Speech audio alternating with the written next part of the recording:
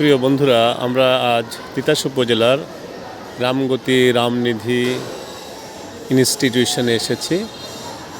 আপনারা লক্ষ্য করছেন এই প্রতিষ্ঠানটি অত্যন্ত পরিচ্ছন্ন, ছায়া সুনিবিড় এবং প্রতিষ্ঠানের বিভিন্ন স্থানে নীতিকথাগুলো লেখা আছে। এখানকার যিনি প্রধান শিক্ষক, তিনি প্রতিষ্ঠান পরিচালনায় খুবই আন্তরিক। পরিচ্ছন্নতার দিক থেকে এই প্রতিষ্ঠানটি তিতাস উপজেলা অন্যান্য প্রতিষ্ঠানের চেয়ে একটি ব্যতিক্রম। উনি সর্বদা প্রতিষ্ঠানের পরিচ্ছন্নতার ব্যাপারে তৎপর থাকেন। এখানে ল্যাঙ্গুয়েজ ক্লাব রয়েছে, ডিবেটিং ক্লাব রয়েছে এবং প্রত্যেক সমাবেশগুলো অত্যন্ত ভালো হয়। আমরা এখন কথা বলবো রামগতি রামনিধি ইনস্টিটিউশনের সম্মানিত প্রতিষ্ঠান প্রধান জনাব মাহফুজুর রহমান চৌধুরী স্যারের সাথে। স্যার, কেমন আছেন আপনি? আছি আলহামদুলিল্লাহ। স্যার, আপনি কেমন আছেন? জি, আছি আলহামদুলিল্লাহ, ভালো আছি। স্যার, এই প্রতিষ্ঠানটা আপনি অনেক সুন্দর করে রেখেছেন, আমি একটু আগে কথাটা বলেছি।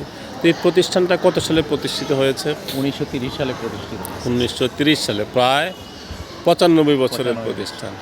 তো এই প্রতিষ্ঠান থেকে কেমন শিক্ষার্থী পাশ করে গেছে? কীর্তিমান কোনো ব্যক্তি তৈরি হয়েছে কিনা? জি স্যার, অনেক কীর্তিমান ব্যক্তি তৈরি হয়েছে এখান থেকে।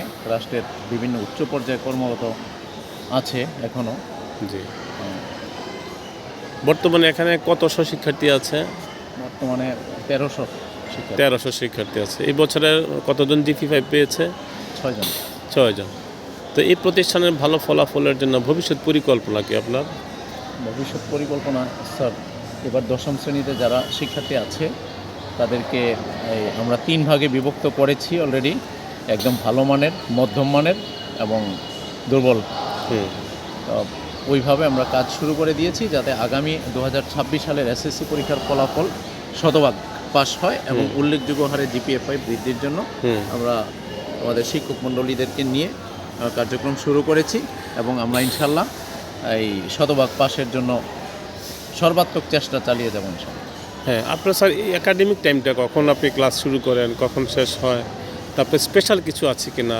ভালো ফলাফলের জন্য আপনার পক্ষ থেকে কোনো স্পেশাল পদক্ষেপ আছে কি না? ক্লাস শুরু হয় 10টা থেকে 4:15 পর্যন্ত।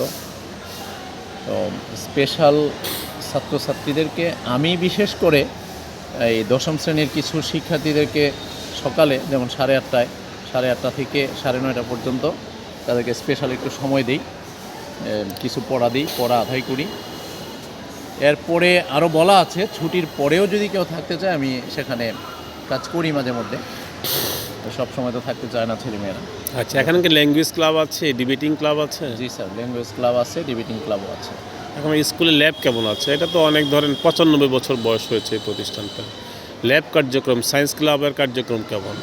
ল্যাব কার্যক্রম চলতেছে এবং ওখানে রেজিস্টারও আছে। যখনই ক্লাস করে সপ্তাহে অন্তত আমি সপ্তাহে 3 দিন বিজ্ঞান ল্যাব ইউজের জন্য সায়েন্স টিচাররা এখানে এখানেই ক্লাস করবে। সায়েন্সের ক্লাসগুলো 9-10-এর সায়েন্সের ক্লাসগুলো ল্যাবের মধ্যেই করবে। স্যার, এখানে লক্ষ্য করলাম যে আপনার এখানে লাইব্রেরি আছে। তো লাইব্রেরির ছেলেমেয়েরা আসলে বই নেয় কিনা? হ্যাঁ, লাইব্রেরিটা কিন্তু অনেক বড় এবং অনেক বেশি বই আছে। জি। তো ছেলেমেয়েরা বই নেয় কিনা? প্রতিদিনই বই এখানে বসে পড়ে আবার বাড়ির জন্য দেওয়া। লাইব্রেরিয়ান আছে? জি, আছে।